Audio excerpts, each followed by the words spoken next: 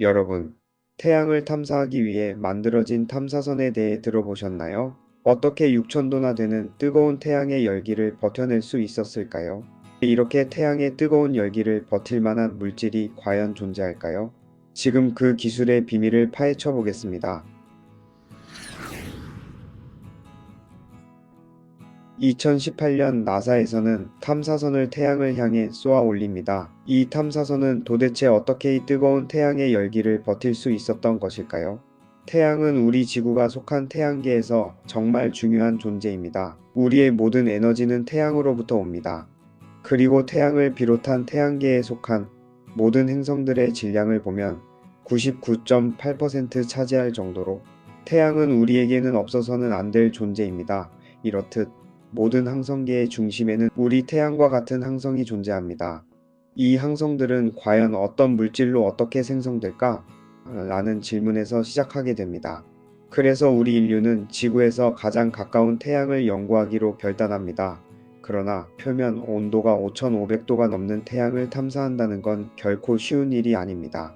그래서 처음에는 멀리서 태양을 관측입니다. 이 태양 관측 위성들은 지구를 돌면서 태양을 바라보는데요. 미국에서 태양 관측 위성을 1962년부터 1975년까지 무려 8기를 발사합니다. 이 태양 관측 위성들은 지구를 돌면서 태양을 바라보는데요. 태양을 관측하려면 목적의 탐사선들이라 그런가요? 오래 관측하지 못하고 금방 고장이 나버립니다. 8개의 탐사선들 중 유명한 탐사선은 1973년에 올라간 스카이랩이라는 탐사선이 있습니다. 이 탐사선이 태양의 코로나에서 밀도와 온도가 이상하게 낮은 부분을 발견하는 성과를 이루게 됩니다. 이후에 1974년과 1976년에 태양에 조금 더 가까이 근접한 탐사선을 쏘아 올리는데 헬리우스라는 이름의 탐사선입니다. 2대의 탐사선을 태양으로 보내는데 그중 헬리오스 이후는 태양으로부터 무려 4,340만 킬로미터까지 접근하게 됩니다. 이 정도 거리는 태양에 가장 가까이 있는 수성보다 더 가까이 근접한 거리입니다. 1980년에는 미국에서 솔라맥스가 발사됩니다. 그러나 우주로 올라간 솔라맥스는 얼마 지나지 않아 고장이 발생하게 됩니다. 그리고 4년간 지구의 궤도를 돌다가 4년 후 우주왕복선 챌린지가 올라가서 솔라스를 고치게 되죠. 그 후 솔라맥스는 5년 동안 태양을 관측하게 됩니다. 이후 2001년에 발사된 제네시스 탐사선은 엄청난 발견을 하게 되는데요. 탐사선의 목표는 태양풍의 표본을 채집하여 지구를 귀환하는 것이었습니다. 3년 후 2004년에 태양풍을 채취하여 성공적으로 귀환합니다. 이후 2011년에 태양풍을 분석한 결과 놀라운 사실이 밝혀집니다. 태양과 태양 주변을 도는 행성들의 산소와 질소 농도가 서로 다르다는 것입니다. 이 말은 태양계에서 태양 주변을 도는 행성들과 태양이 다른 성질, 다른 물질로 생성되었다는 말입니다. 태양과 행성들 사이에 질소와 산소 농도가 다르다는 것은 초기 생성 시기의 근원이 다르다는 것입니다. 2010년에는 태양의 활동을 관측하기 위해 올라간 SDO가 있습니다. 이 탐사선은 태양의 내부 활동과 융합 메커니즘, 자기장 등을 탐사하는 것이 목적입니다. 놀라운 것은 지금도 태양 주변을 돌며 관측하고 있다는 것입니다. 탐사선 SDO가 10년간 태양의 기상 변화를 찍은 영상이 있습니다.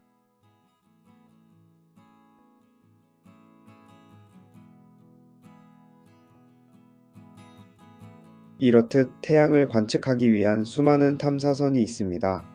그중 태양에 초근접한 탐사선이 있었는데 시카고 대학의 유진 파커 교수의 이름을 단 파커 태양 탐사선입니다.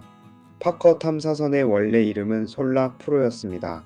그러다가 2017년 5월에 유진 파커 교수에게 경의를 표하면서 파커 태양 탐사선이라는 이름으로 결정되게 됩니다. 유진 파커 교수에게 경의를 표하게 된 계기는 이렇습니다. 1958년 유진 파커 교수가 태양계 행성 사이의 빈 공간에 태양풍 존재 가능성을 제시하게 됩니다. 이후 파커 교수의 태양풍 존재 가능성이 입증되면서 인정받게 됩니다. 파커 태양선의 무게는 약 550kg 정도로 무려 150만 도의 뜨거운 태양의 코로나 안으로 들어가야 하는 엄청난 미션을 가지고 우주로 올라갑니다. 파커 태양 탐사선의 목표는 태양풍의 원인 에너지를 추적하고 플라즈마와 자기장의 구조를 연구하기 위함입니다. 그런데 이렇게 태양의 뜨거운 열기를 버틸 만한 물질이 과연 존재할까요? 다행히 태양의 플라즈마 가스의 밀도가 낮아서 파커 태양 탐사선이 실제로 버텨야 할 온도는 1400도입니다. 마치 우리가 사우나에 들어가는 것과 같습니다. 사우나의 온도와 실제 우리가 체감하는 온도는 다릅니다. 그 이유는 사우나의 뜨거운 공기의 밀도가 낮기 때문입니다. 또한 건식 사우나보다 습식 사우나가 더 뜨겁게 느껴지는 이유는 건식 사우나보다 습식 사우나의 공기의 밀도가 더 높기 때문에 우리는 습식 사우나를 더 뜨겁게 느끼는 것입니다. 파커 태양 탐사선도 실제로 견디는 온도가 1400도이기 때문에 과학자들은 견딜만하다 판단했던 것입니다. 그래도 탐사선이 견디는 환경은 혹독합니다. 태양빛이 지구보다 520배 강하고 자기장은 무려 1만 배에 이릅니다. 이 혹독한 환경을 견디기 위해 무려 두께가 11.4cm가 되는 탄소복합 소재로 만든 차폐막 방패를 전면에 설치합니다. 이 차폐막 방패에는 냉각 장치가 있어서 내부 온도를 29도로 맞출 수 있습니다. 그렇게 파커 태양 탐사선은 2018년 8월 12일 태양을 향해 발사됩니다. 그리고 4개월 만에 속도가 무려 58만 6천 km까지 도달하게 되는데요. 이는 초속 163km, 지구에서 달까지 40만 km 거리를 약 40분 만에 갈 수 있는 속도입니다. 파커 태양 탐사선은 지구에서 출발해서 태양의 주변을 돌고 다시 금성의 궤도로 도는 궤적을 그리면서 점점 태양과 가까워집니다. 파커 태양 탐사선은 우리 인류가 만든 인공물 중에 가장 빠른 물체입니다. 이 탐사선이 이렇게 빠른 이유는 질량이 무거운 태양 때문입니다.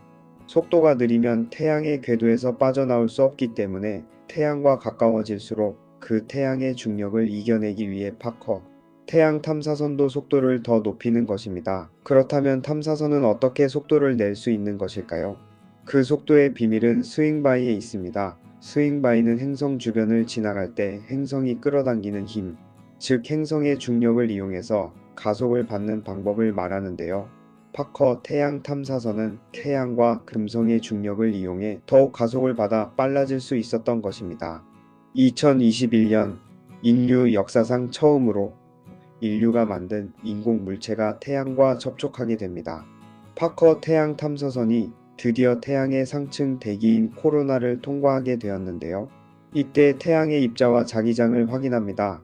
파커 태양 탐사선의 또 다른 업적은 태양풍 속도가 왜 빠른 것인지 단서를 발견하게 됩니다.